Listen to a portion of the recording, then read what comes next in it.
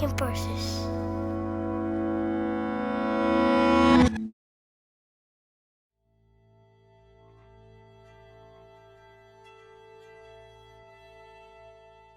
There is something comparable to a changing season and a changing subject in my eyes. It's a wonderful experience to paint something new when the light is changing as well outside.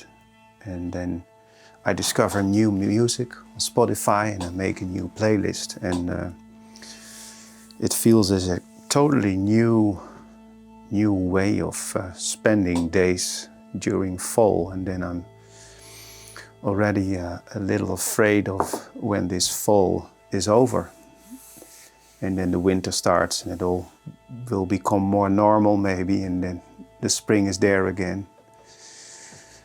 So I do as much as I can these days, also only these 3 days, to get to pull everything out.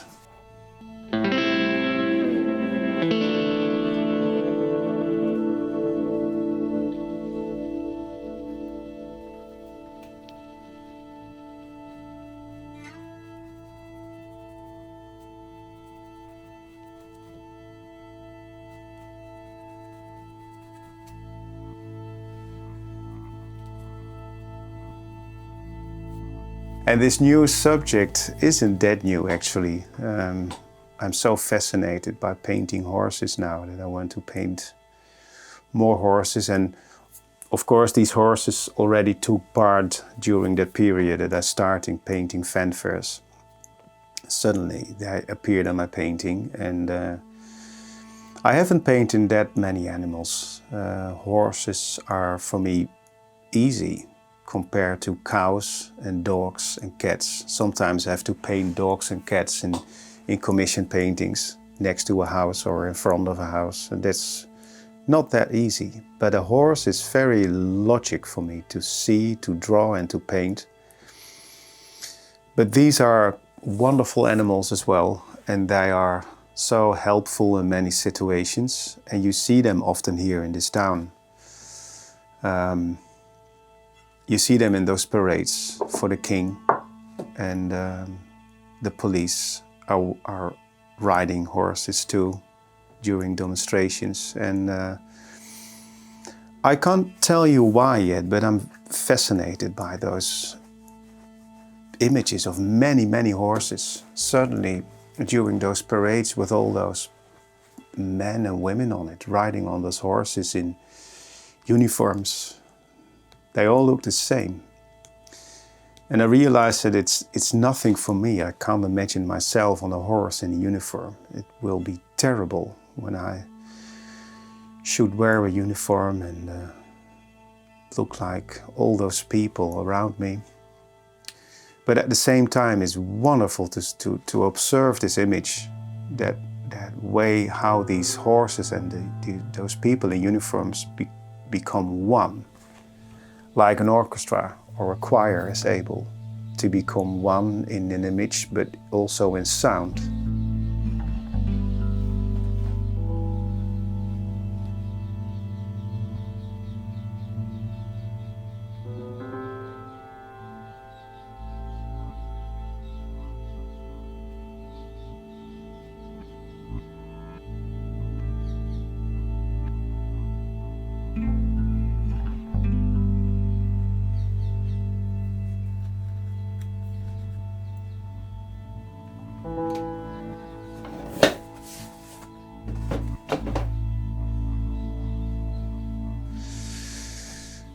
And when I think at sound, I think at those parades, those fanfares, and I love music, I love rhythm, and sound and rhythm are able to show in a painting as well.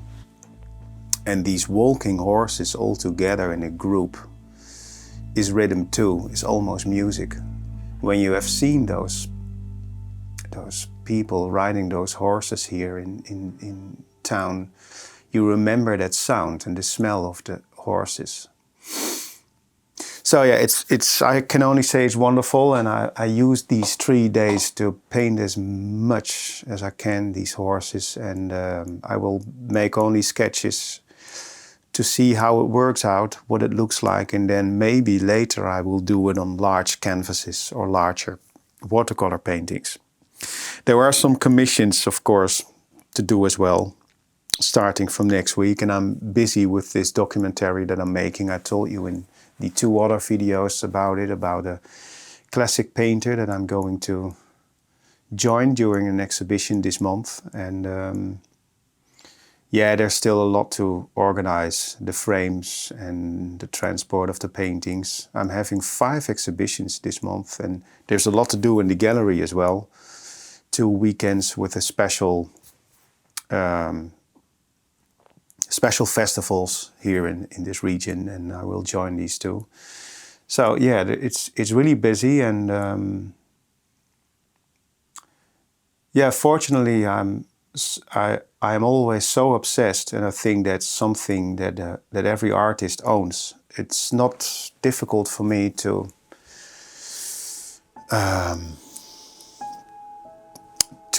keep myself focused on this new subject and forget everything. And at the same time, it makes me very, very tired. I mean, I fall asleep with horses, and I get up in the morning thinking about horses. And I was thinking about this during my way to the studio, and I think that's the power of an artist, the power of that ability to get totally obsessed by something, but actually I'm instantly obsessed. And I think the power is the ability to guide yourself through your obsessions. I mean, I know how it feels to get obsessed by things that aren't really helpful or who are even very disturbing. I can get obsessed by these things too. You know, and then you are talking about fear and panic attacks. I've been there too. I don't want to tell more about it in these videos, but I think these are the consequence of obsession. Not only sensitivity, but also obsession.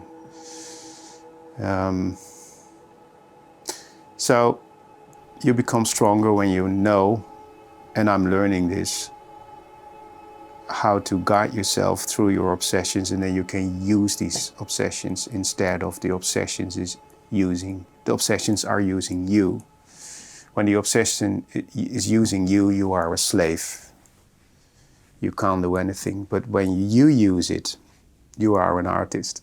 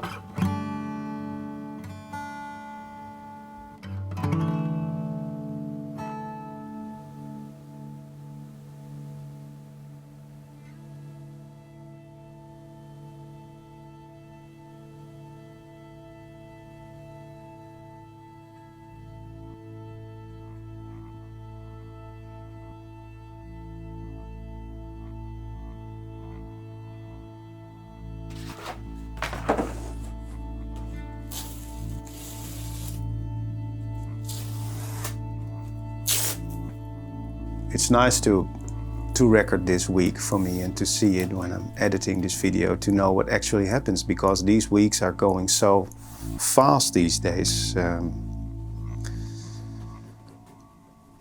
it's always nice making these videos.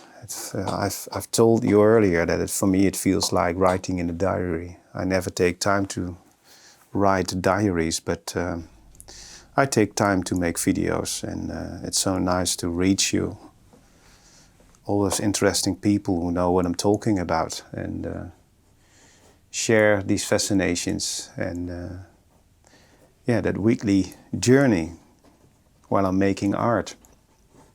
When I make new paintings, they aren't maybe that new. I don't know if they are new, but for me it feels so new, and I'm so excited. And I know that I have to wait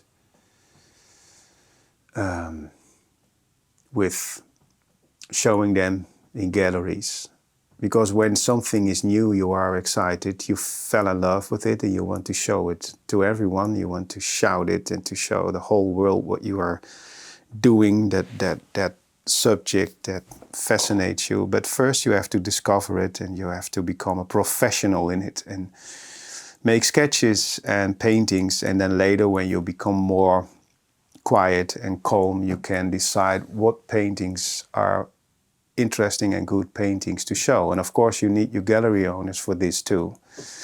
And for me it's not hard to listen to them and to accept when someone is saying, well, no, Titus, this painting is not that interesting yet. I think it's fascinating for you, but take your time, because people can't read yet what you are writing in your painting. And that's fine. Then it needs time and it needs more space, and as an artist you are only working behind the scenes. So this is not the stage, this is my secret place, and I can experiment over here. And when I see that people pick up something from your painting and they like it, then you feel it's time to show them.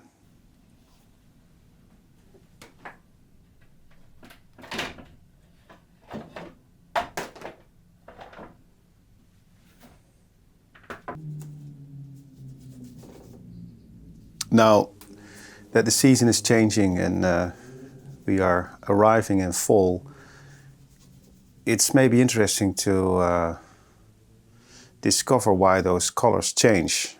And I was only aware of the changing color of the light, and that's clear to me. The sun is always lower in winter time, so the colors are breaking easier than the afternoons in summertime.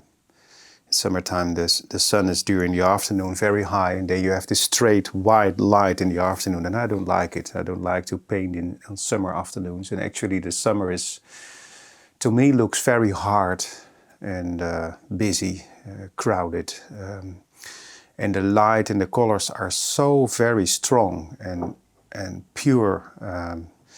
To paint, less interesting compared to fall, when the colors are very soft and warm, and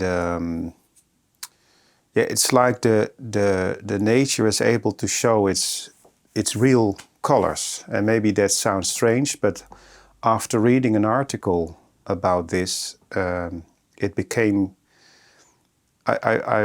became stronger in this opinion, It is an article about how photosynthesis works, and it told me that leaves have their own color, and we all think that leaves are green, right? And when you read this article, or when you Google the real color of leaves, you will read that leaves are purple and yellow. But during summertime, we are not able to see these colors because photosynthesis uses an element called chlorophyll. And this chlorophyll is able to use all this energy of the sunlight for the photosynthesis. And to do this, it is able to reflect the green color of the leaf. And that's why we are only able to see the green colors of the leaves during summertime. And we are not able to see the yellow and the purple of the leaf, but it is in this leaf, but it's not reflected. These colors are absorbed. And now it becomes interesting for the painter. First, it made me upset. I mean, who are they, those science people, to make me believe that we are not able to see purple and yellow because it's not reflected, it's absorbed. Of course, I'm able to see these colors. And that made me think of what we do as a painter when we mix our colors for the painting. It comes very close to what nature does, to what photosynthesis does. We are not, maybe you can say we aren't able to see the color of light either. But when you are painting and you paint daylight, you won't get there without a lot of very expensive cobalt blue, for example. Although you don't see pure cobalt blue in the light, you need it for your light reflection in the painting. We are only to see this color, we are only able to see this color, that blue, when we compare it to artificial light, for example. So when I dim the lights and I use only the light coming out of the window, the light here in my studio will become totally blue. But I don't see it because all the light is blue, and we are not able to see blue without a color that shows us the blue. And that's exactly what we do in a painting. When we make a blue painting, the painting doesn't show blue until you show it next to an orange painting.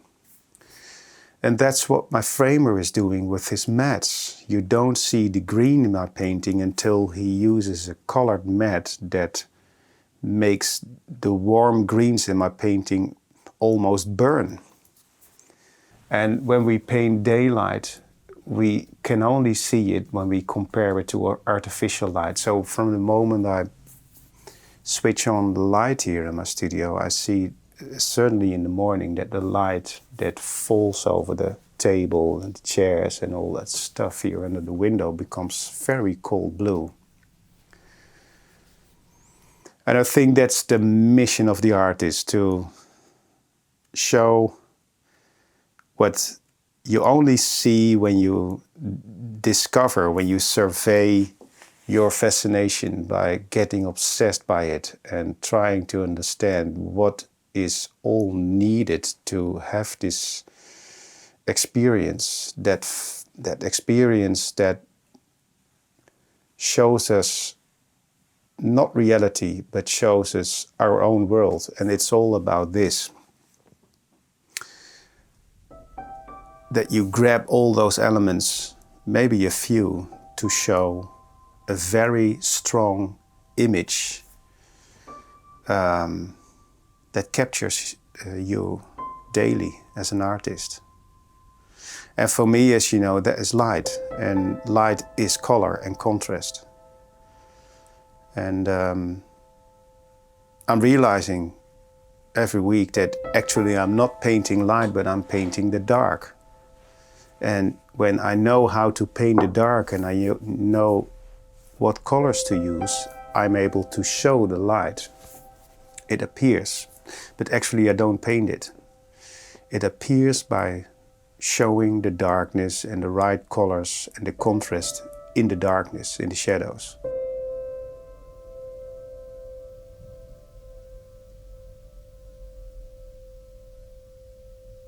Last week I made this painting and another painting from a street, well actually the street we see from our gallery, from our home, the shopping street. And this is a street that I cross when I arrive here by car. And I think I don't need to say more how beautiful fall is and what it shows when that sunlight is able to come through the clouds suddenly and it's a little bit foggy and the colors are softer. The tree is yeah, you can make it brown, a little yellow. Actually, you don't need color in a painting like this, only tones, only shadows, only contrast. It's a painting made by contrasts and oh, I love this. And those wonderful moments are most of the time so short and that makes them maybe more special, like those lovely chocolates that when you eat a chocolate, you feel that you would like to enjoy that for hours, but these are so small and they look so beautiful. This is like a chocolate. It's so special, it's so wonderful and so short. It's only, I think, 7-8 minutes and then this is gone. And then it's even interrupted by those clouds that are moving by, because then the sun disappears and it's totally different.